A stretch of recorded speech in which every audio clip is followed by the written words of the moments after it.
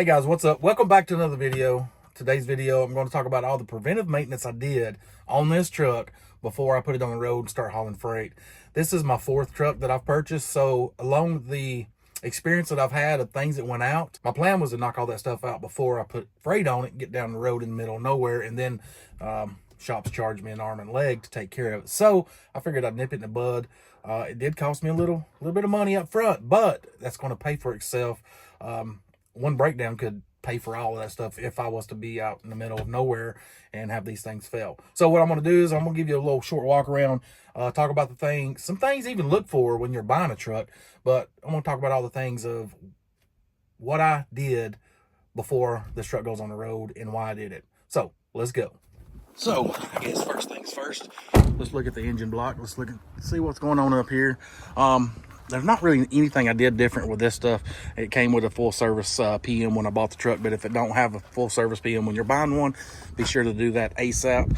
Another thing to do when you're buying a truck is always take this cap off right here. And what you want to do is look in it and make sure there's no sludge. And what it looks like, it's kind of like a Wendy's Frosty. Also, it's a good idea to take this off while the truck's running and see how much pressure's coming out of there. Smoke, steam, as long as it's not blowing oil out, you should be good. But it gives you a good idea about the wear of the blow-by. Blow-by is going to be soot and stuff built up around the rings in each one of the cylinders that's allowing combustion gases get into the oil pan, so to speak. So fresh service PM. What you want to look at is brakes. This one's got disc brakes on it, so it's kind of hard to get in there and look around. So I don't know I don't know about that. These tires are good, so I'm not gonna mess with those tires. They're about half worn out, but I'm gonna turn some freight. That's a $1,200 to $1,500 purchase right there, so I figured I'll wait on that.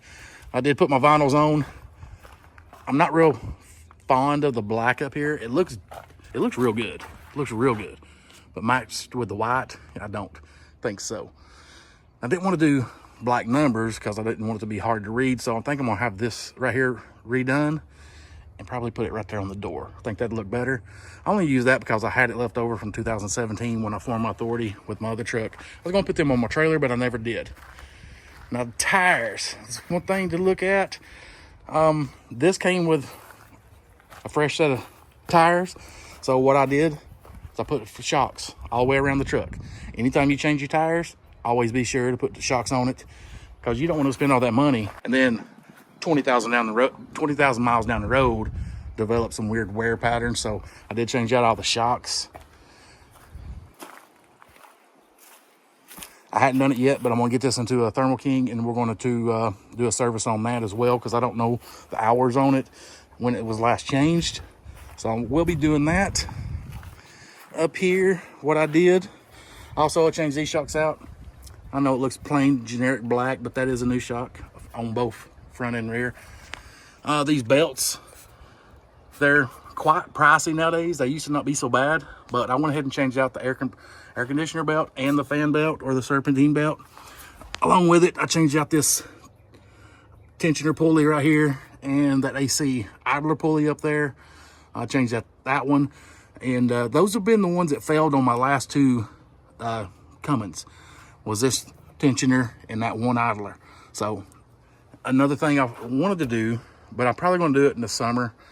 Give me a couple months. Let me turn some money. I've got enough money invested so far to get this thing on the road.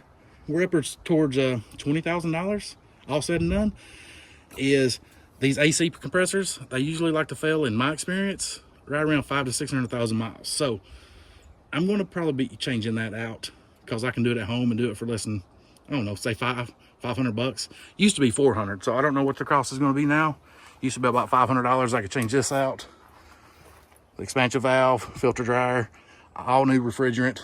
And another thing is, I was going to change this out, but this right here is special. That's a special alternator.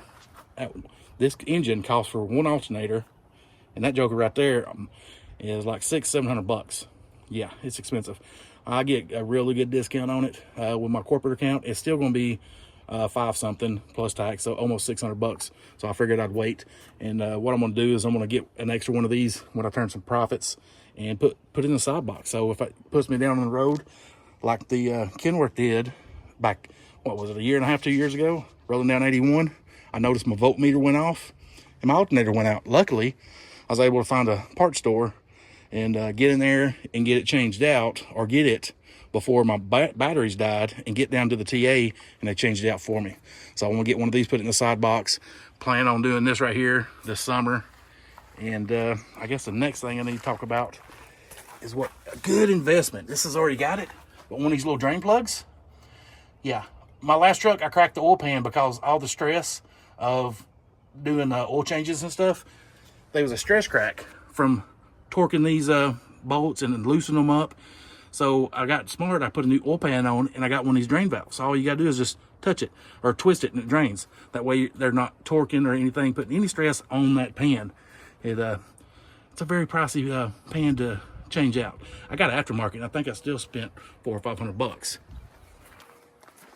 Another thing, most vital thing with these emission engines is all this EGR stuff. The dozer valve is, you want to redo what they call an EGR tune-up. And what that consists of, let me go around here. Took it down to my shop in Haggai, and what we did, we took all this stuff out. We cleaned it up real good. New IMAP sensor, new DP, or go back over here. I didn't change these out because I was in a bind and I had to go. But where's it at? Where's the back pressure sensor? Yeah, it's right here. I don't know if you can see that. This right here. This right here is your Delta P sensor. I've got that ordered. I'm going to change that out. And there's also some back there on the cans. There's some on the cans back there. Went ahead and changed them out. Roughly with these emission engines, that caused to change out all these sensors like every 200 and something thousand miles. Let me get you out of the sun. I know that glare sucks. Usually calls for those sensors anywhere from 100 to 250,000 miles. I don't know the specs. I just know, trying to go by what I remember. Damn, that's a good looking picture right there. I might use that as the thumbnail. Yeah. So guys, that's all the stuff I've done. And getting this truck ready and prepped to go hit the road. We're about $20,000, almost $20,000 invested just to get this thing on the road. And it's still sitting right here where it's been since right before Christmas. So yeah, I'm about to go put this thing under a trailer and go haul freight. If you like this video, be sure to give me a big old thumbs up. Subscribe if you're not subscribed. We'll put videos out on the regular, all things truck. And until that next video, damn, it's a pretty truck. See you, bye. Damn.